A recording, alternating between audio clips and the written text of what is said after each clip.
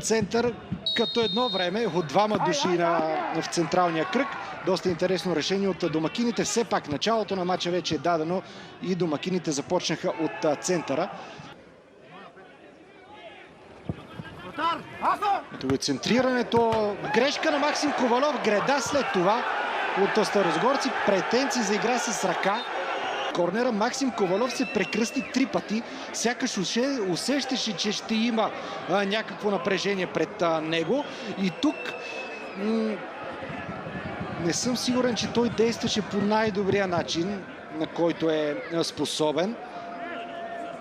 Отново гледаме ситуацията след неубедителната намеса.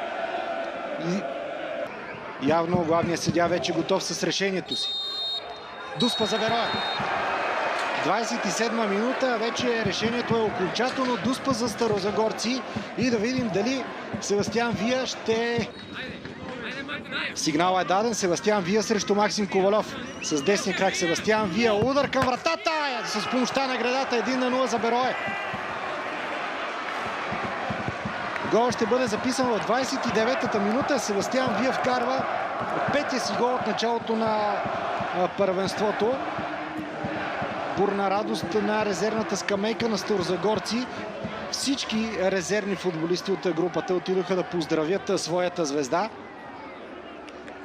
Много трудно за спасяване бе това изпълнение. Още веднъж успя да хване посоката Максим Ковалов, но просто не съм сигурен, че има вратар, който да направи такъв плонж при Дуспа.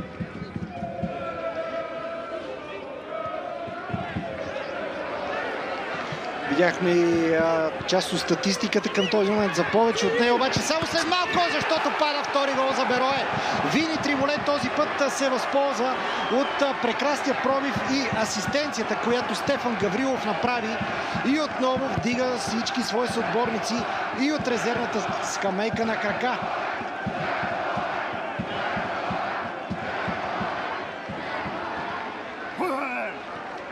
Изключително сериозен удар от страна на домакините. Точно след като изтече половин час игра в Стара Загора. Много хубаво подаване към Вини Триволет между краката на Ягодински. Срещу него Карлос Алгара, който остана последен. Иван Тасев вече е затворен и от Стефан Гаврилов. Това се оказа и последното действие на терена за първата част. 2-0 аванс за Берое срещу Пирин. Начало на второто по време. Отново Пирин ще започне от центъра. Николай Бодуров владее топката. Христо Попадин с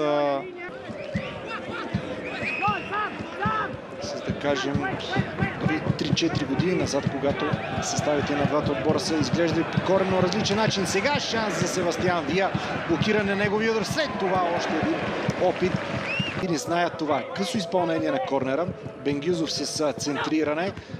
Успя вратаря на Берое да отбие топката на крака, обаче на Христо Попадин. Той иска игра с ръка, може би няма такава според главния съдия. А тук може да стане много интересно, защото футболистите на Берое са 2-1. Това дали ще доведе до трети гол във вратата на Пирин? Не.